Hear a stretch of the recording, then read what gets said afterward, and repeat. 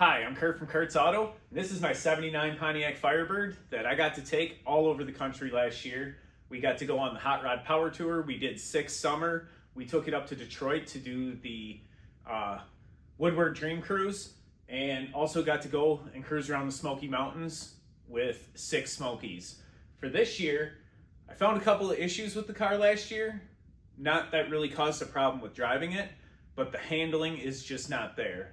The car was always built to go in a straight line, and now that I've actually decided to take it and make it more of a street car and actually drive it around, I decided it's time to upgrade the handling. So what we decided to go with is a full setup from QA1. We have front coilover, double adjustable shocks, rear double adjustable shocks.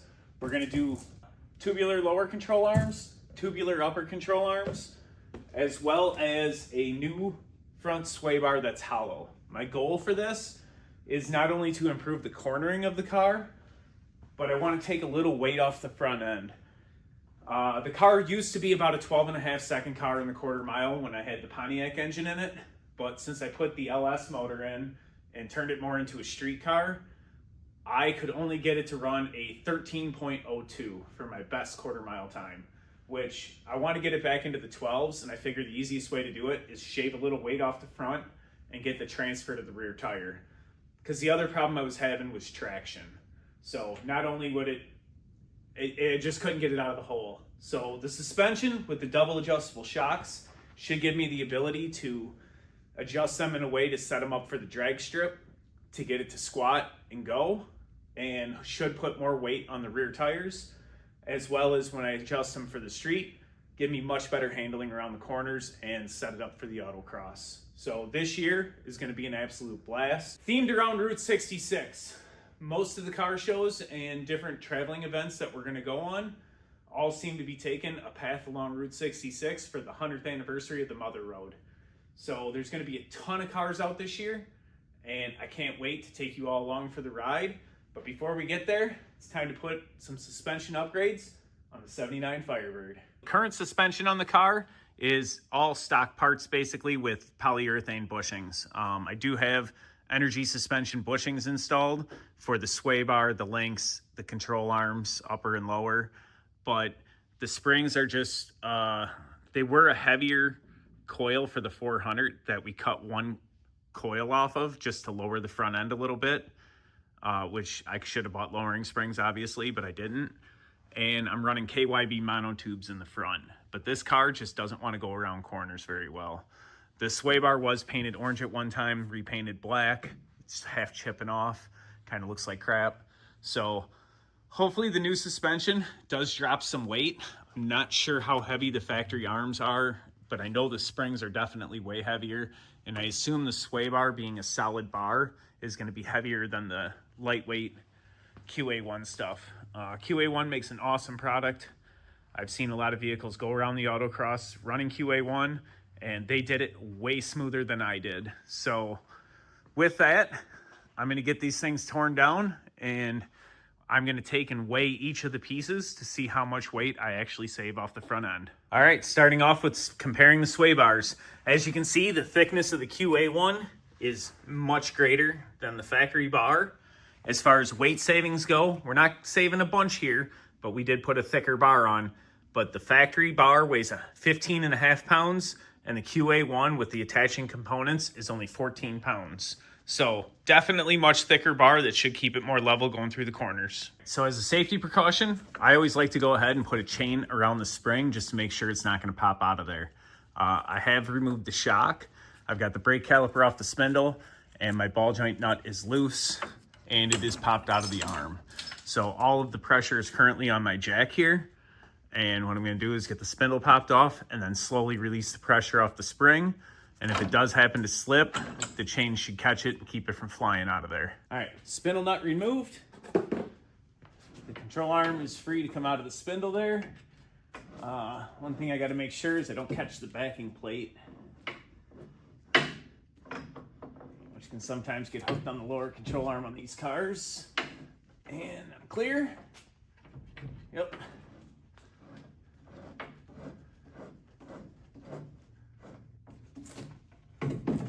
Catch the caliper.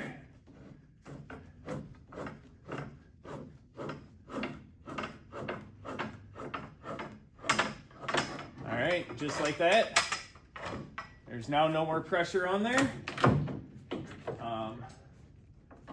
Although I do have some on the chain. I should have made a little bit less pressure on that chain. So I made a mistake there. I'm gonna have to take a couple loops out of that.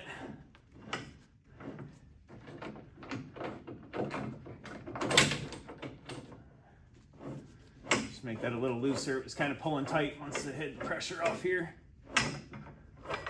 Awesome. So there we are. Jack's out from underneath it. The spring is currently sitting in there with no pressure. So as the control arm comes down, there's a little snap.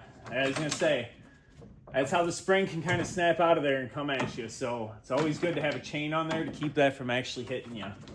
I've done enough of these to know that you definitely don't want to get hit by one of these coil springs with any kind of pressure on it at all. Because that steel is a lot more solid than your flesh. So I feel confident that it's completely loose now. Go ahead and pull my chain out. And just like that, the coil spring's removed. Now, like I said, I did do the cheap way of lowering the car and cut a coil off the bottom of the spring to lower the front end down. So this didn't have as much pressure as a full stack, because there was probably, I think it was at least a turn, maybe a turn and a half that I cut off of both front springs to get the front end lower. Now we get to do that with the adjustability of the coilover, and it should ride way better. So I'm gonna go ahead and get the rest of this torn down. Complete weight savings with the sway bar of about 32.5 pounds. Not exactly as much as I had hoped, but hey, it's a start. And I don't know if that'll take 0.02 of a second off, but I know that having the weight transfer and having the adjustability of the shocks should definitely give me more traction in the rear. And like I said, if I had better tires, I may have been able to do the 12-second run anyway. All right, well, we're making good progress, so I thought I'd show you a couple things we have to do here. So these control arms will come with multiple uses for different ears, whether you have 1/2-inch bolts or 7/16" hardware. You have to put the right bushing in the control arm to make sure that it's gonna fit your application. I have the larger bushings and larger bolts to hold mine on. The other thing we had to do here is to replace this bearing from the factory bushing.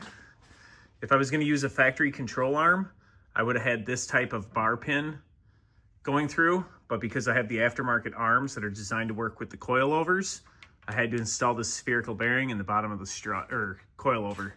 So I've got the coilover installed, and on this side, I've got the control arm and the spindle and everything in here. I don't have these bolts tightened yet because you should do that with weight on the vehicle or on the suspension, but I do have the ball joints torqued in, and it's looking really good. It's going together really nice.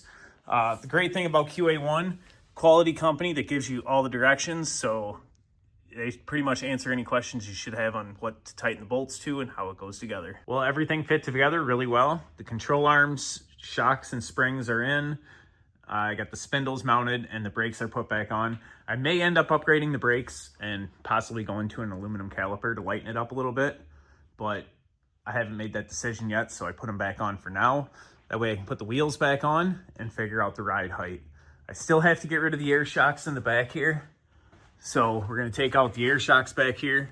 Hopefully the ride height is good enough and I don't bottom out. I did actually bottom out this year on this tire. I see I got a cut in it here. I'm not sure when that happened, but there's definitely a gouge in that tire, so I may end up having to put a taller spring shackle in the back here, or possibly even just go to a smaller diameter tire in the rear, but I don't want to do that if I'm trying to get a little bit better mileage out of it. And I still have to put the adjusting sleeves that came with the kit. However, my power steering gear does have a leak in it currently, so I'm gonna have to either replace this or take it apart and try and fix the seals. I'm not sure if I'm just gonna get a new one or fix it, but when I do that, I'll take the center link and the tie rods off and kind of clean them all up and then replace those sleeves.